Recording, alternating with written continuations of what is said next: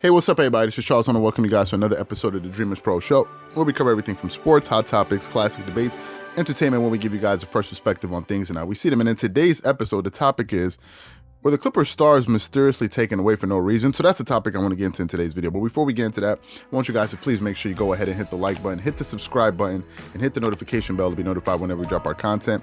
Also be on the lookout for our Dreamerspro community that's launching on February 1st, and also be on the lookout for Dreamerspro.com, which is also on its way. So, it's a pretty interesting topic here for me. I watched last night's game, and as I was watching that game, so many thoughts were coming to my mind. Now, obviously, all of us know that going into that game, the Clippers had a 7-game winning streak, right, that they had, and they were playing pretty well. I think they were starting to build the right habits as a team. Their defense started to really catch up to their offense. Earlier in the season, they were one of the lower-ranked defensive teams.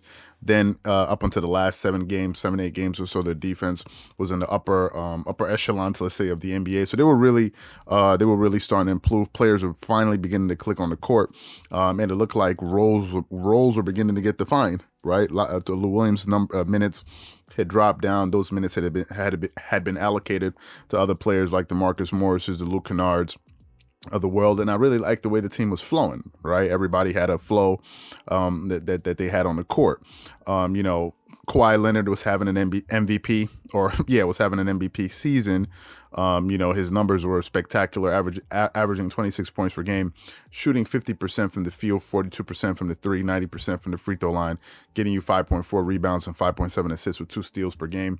He was doing his thing. Paul George is having a bounce back season from last year, averaging 24 points per game, shooting 50% from the field, 48% from the three, 90% from the free throw line, getting you 6.2 rebounds, 5.4 assists, and 1.2 steals. So their 2 stars were playing at an MVP level, literally. They were both having 50, 40, 90 seasons, and they were getting ready to embark on a 6-game road trip, right? Then, just before the road trip started, some of the viewers on the channel started, posting some comments saying that Paul George and Kawhi Leonard are going to be out. Now, in the previous game that they played against the Oklahoma City Thunder, before they played the Atlanta Hawks last night, Patrick Beverley went out in the second half because I think he had a sore knee issue.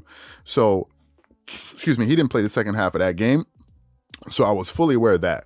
But when people started leaving those comments saying that the Clippers are not going to be playing, their 2 stars are out, I was a bit confused. I'm like, okay, why, right? So I wanted to search for some information online to understand exactly what was happening. But a lot of the information that I got out there was vague, right? Basically what I found was, basically it was for COVID-related protocols. But that was still kind of vague, right? So I went online, looked at some different articles, went on ESPN, and all I saw was that players were not going to be able to travel with the team for safety reasons, right? Now, on its face, if you kind of listen to that and you take that at its face value, you're like, okay, that sounds about right. But then if you do a little bit more digging, you start to ask, okay, what does this mean, right? What exactly is going on here? Listen, I'm no conspiracy theorist at all, right? I don't buy into conspiracies whatsoever unless there's some concrete evidence, right? If there's some concrete data, then we can, say, okay, listen, I believe this because of this. What do you think based off of these facts? Not just I believe this in my heart and then there's nothing to go off of, right? We don't like to put out that type of information on the channel here, but the details were very foggy. So I had some questions in my mind. Firstly, the first questions I had was, okay, fine. There's some health protocols. Okay, fine. Why did it only affect Paul George and Kawhi Leonard and no one else on the team? That was the first question I asked myself, right? These guys are always together. These guys practice together. They're in the locker room together, along with the coaching staff and all of these guys. They're always in the same space with one another. It's not like as if these 2 stars are in a different location while, their teammates in another location. They play on the court together. They're high-fiving each other. So they're always coming into contact with one another. And I knew that Paul George, I think, couldn't play the end of that 4th quarter against the Oklahoma City Thunder because he said he was feeling some tightness. That I was aware of. Okay, that I was fully aware of. But I had heard nothing about any COVID issues during that game, like, or after that game, right? So first question is, why did it happen only to the 2 stars? Number one. Number two, why did it happen now, right before this 6-game road trip? Why now, right? Why all of a sudden now? Why didn't it happen before, right? Given the fact that there have been no cases of other players on the team that have had any COVID-related issues, right? I'm just trying to draw some questions in my mind. And thirdly, why did it happen to the 2 of them at the same time? These are some questions that I don't understand. Firstly, why the 2 of them? Secondly, why right before the road trip? And why did it happen to them at the same time? It could happen to the 2 of them, but at the same time? Again, I understand the thing about Paul George having some tightness at the end of that game because Tyronn Lue mentioned that. He said Paul George was feeling a bit tight, so he asked to be sub out of the game. That makes sense to me. So I said to myself, okay, wait a minute. This is not making any sense because this is a very critical stretch for the Clippers. They have been on a 7-game winning streak. Going into last night's game, they were the number 1 seed in the Western Conference. After last night's game, they've dropped down to the number 3 seed in the Western Conference behind the Utah Jazz and the Los Angeles Lakers. Why is that important? Number one, it sends a message to the league when you win the number 1 seed in your conference. It doesn't mean you're going to win the title, but it definitely sends a message. That's why LeBron and these guys are trying to make sure that they capture the number 1 seed, right? Number two, if you're having a good season, a good individual season, and you're trying to go after awards like the regular season MVP award, Defensive Player of the Year award, it helps that your team has a top record or the top record in the NBA. Prior to last night's loss, the Clippers had the best record in the NBA. They no longer have that. Now that record is with the Lakers and the Utah Jazz, right? So for me, when this happened, I'm beginning to question like, okay, so it leaves you scratching your head. I read some of the quotes from Tyronn Lue. I didn't get to see the post-game press conference, but Tyronn Lue said that Paul George and Kawhi Leonard are feeling well. He said something about it's a tough time, but we're thankful those guys are feeling well and they can get better and hopefully join the team soon. Guys, let me ask you. After that Oklahoma City Thunder loss, a win, did y'all hear anything about players being sick or not feeling well? Did you hear anything like that? And again, how is it possible that this thing is only affecting these 2 guys at the exact same time, right before they go on a 6-game road trip? That doesn't make any sense to me. And I don't think any of us on the channel are slow or, not smart. But if they release some more information that can help people try to understand what's happening, I think we would all get it. But the information regarding these guys not being available is vague. And then they're saying that they may be away for a week or so. Okay, why? Because y'all haven't given the reason yet. You just said they're not feeling well or COVID-related protocols. That means nothing. Anybody can say that, right? Anyone can use that as an excuse to mean anything.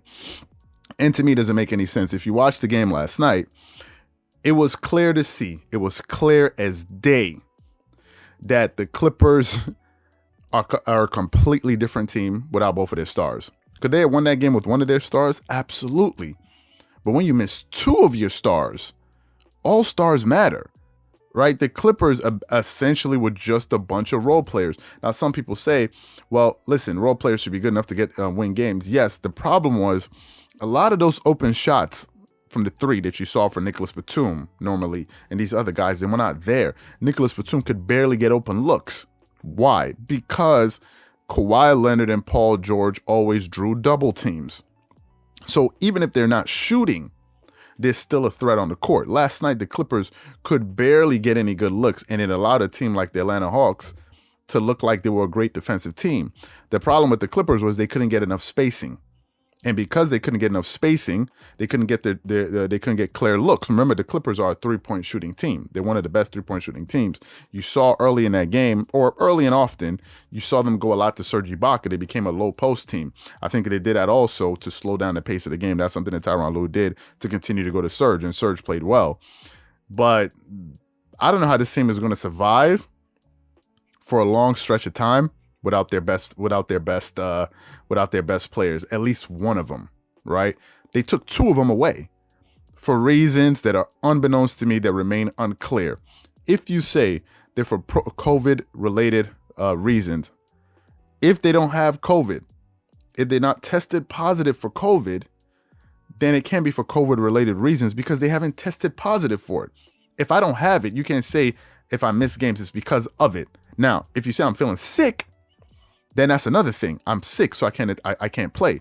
Serge Ibaka missed games because he missed the game because he was sick.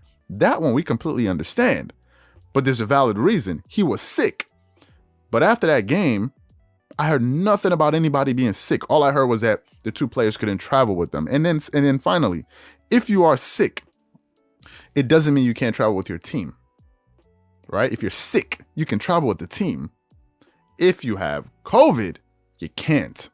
That's understandable. But since they haven't said that these two players have COVID, then how can it be that? And if it is related to that, why is it only the two of them? Help me understand that. Now, some people may watch this video and have more information than me and say, well, man, you don't know what you're talking about. I may not because I don't have any information. This is ESPN. I just went off of what they just posted just in the last 12 hours. This is the information I have. Unless you're privy to some other information that I don't have, please share it. But this makes no sense. I think I can understand things pretty decently. This makes no sense. And they're saying that there's no timetable for return. What? Guys, let me tell you.